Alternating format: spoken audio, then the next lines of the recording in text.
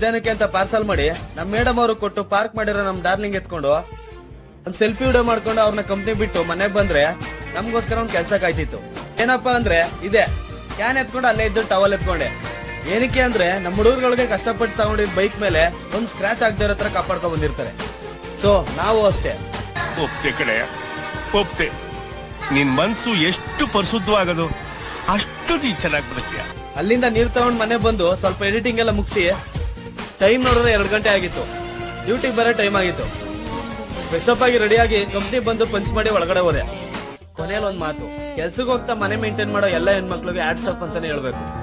ಯಾಕಂದ್ರೆ ನಾವು ಮನೆ ಖರ್ಚಿಗೆ ಅಂತ ಕೊಡೋ ಅಲ್ಪ ಸ್ವಲ್ಪ ಕಾಸಲ್ಲಿ ತಿಂಗಳ ಪೂರ್ತಿ ಇರೋ ಮನೆ ಸಾಮಾನಲ್ಲಿ ಅದು ಅವ್ರ ಕೆಲ್ಸದ ಬಿಸಿಲು ಕೂಡ ನಮ್ಗೋಸ್ಕರ ಬೆಳಿಗ್ಗೆ ಎದ್ದು ಅಡುಗೆ ಮಾಡಿ ಡ್ಯೂಟಿ ಹೋಗ್ತಾರೆ.